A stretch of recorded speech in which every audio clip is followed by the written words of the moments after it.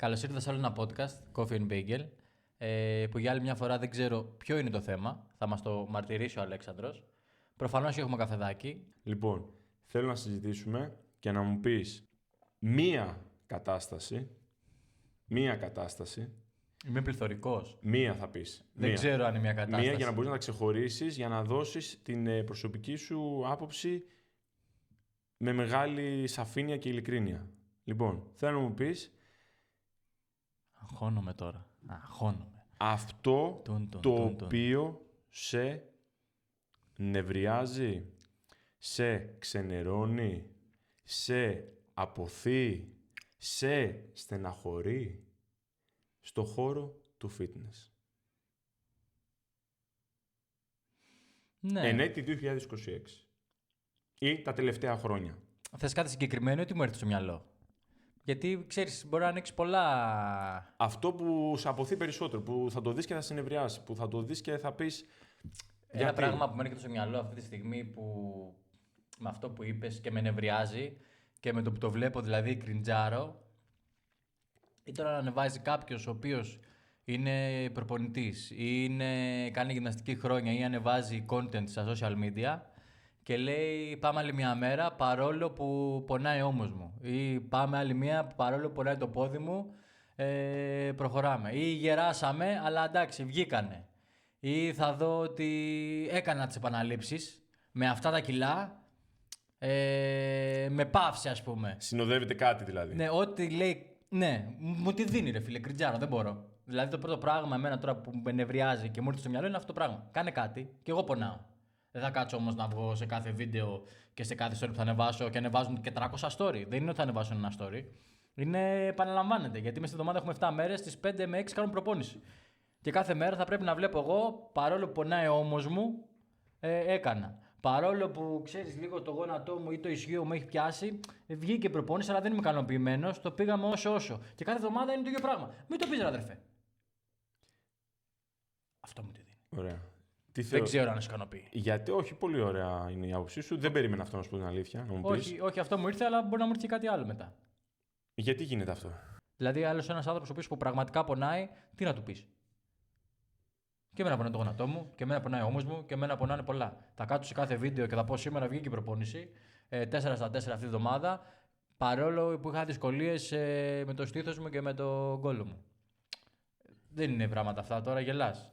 Ναι, δεν είναι.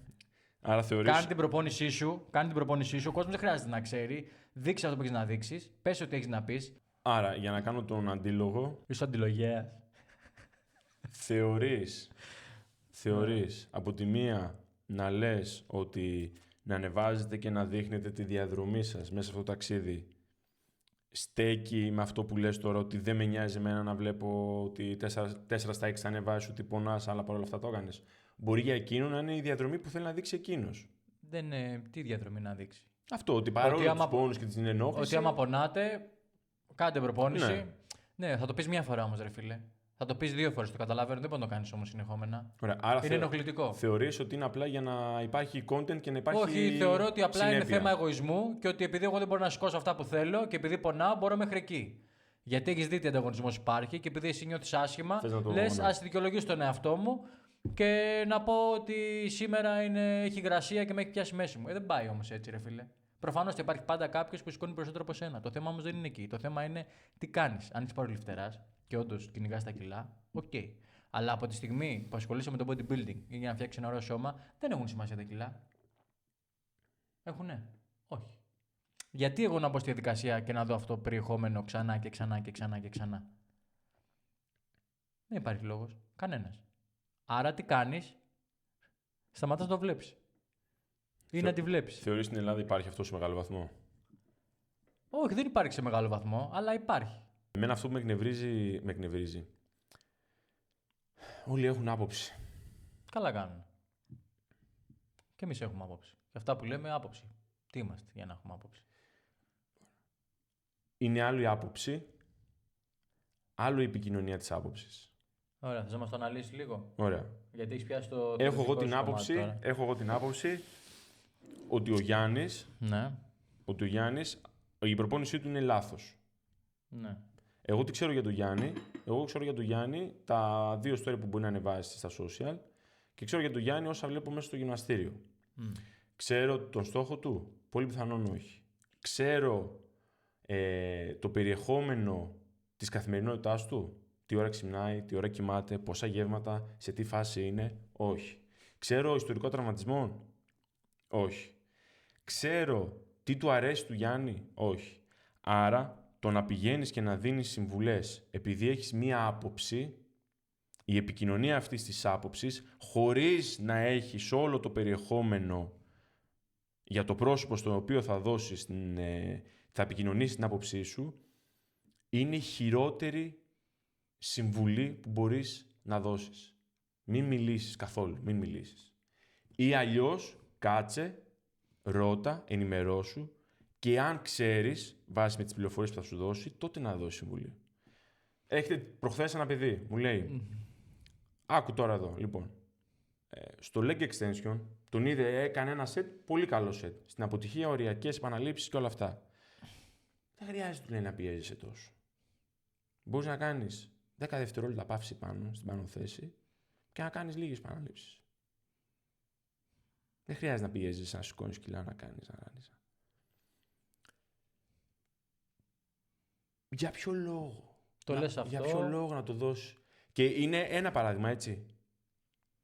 Για ποιο λόγο να δώσεις συμβουλή. Δεν γίνεται. Άνθρωποι οι οποίοι είναι επιστήμονες, το έχουν σπουδάσει, έχουν έρθει σε επαφή, έχουν βοηθήσει κόσμο να σκέφτονται 1 και 2 και 3 φορές πριν δώσουν μια συμβουλή, και εσύ που δεν έχεις ιδέα πάνω στο αντικείμενο, ιδέα, το ότι πριν 20 χρόνια μπορεί να παίζεις επαγγελματικά ποδόσφαιρο και να λες ότι τα πόδια θέλουν σπριντάκια για να αναπτυχθούν, δεν σε καθιστά σε θέση να επικοινωνήσεις την άποψή σου. Κράτησε την για σένα. Έχεις βγει από τα ρούχα σου τώρα εσύ.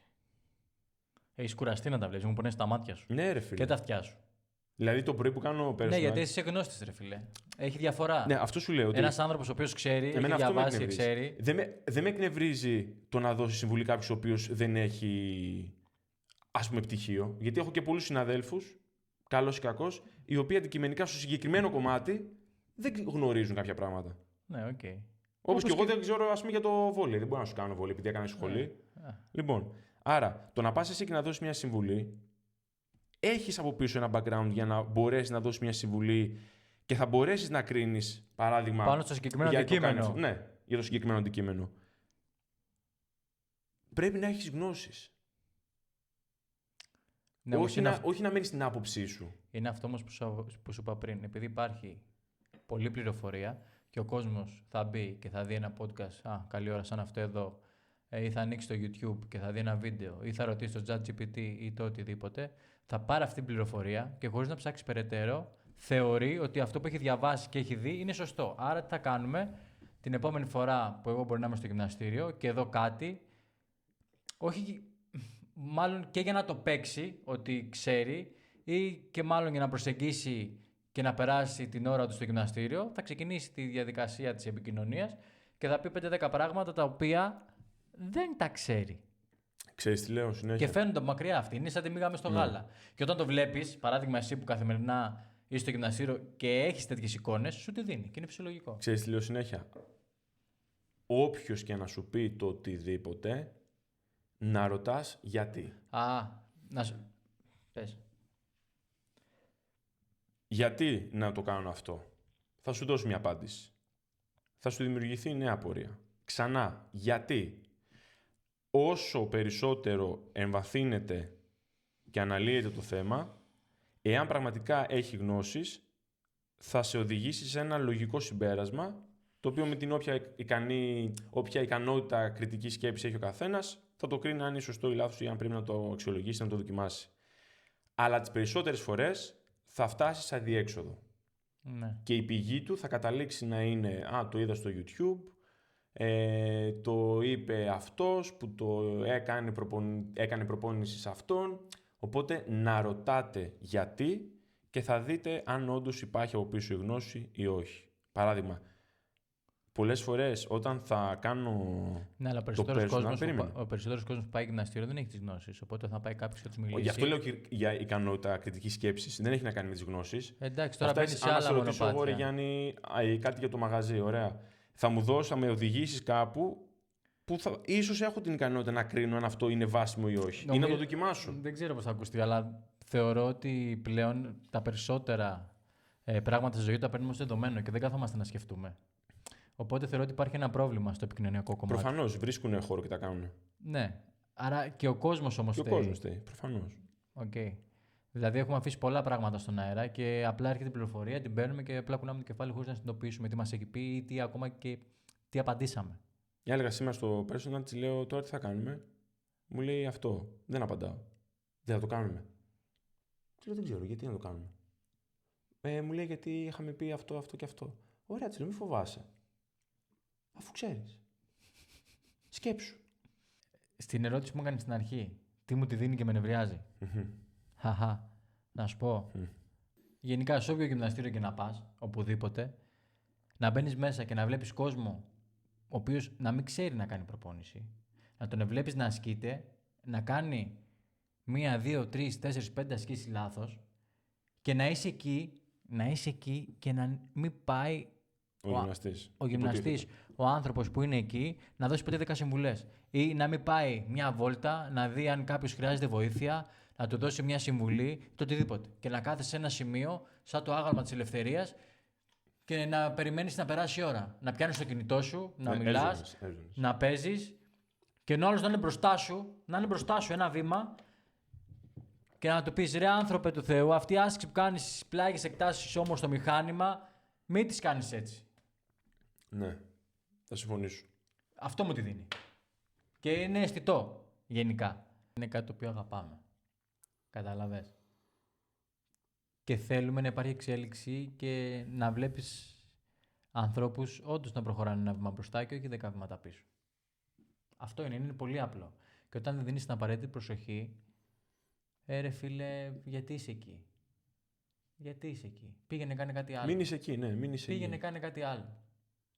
Μην είσαι εκεί. Περισσότερο κακό κάνεις παρά καλό. Δεν ξέρω, εμένα αυτό μου τη δίνει, φίλε. Σε δεύτερη μοίρα. Πάμε να κλείσουμε λοιπόν το podcast.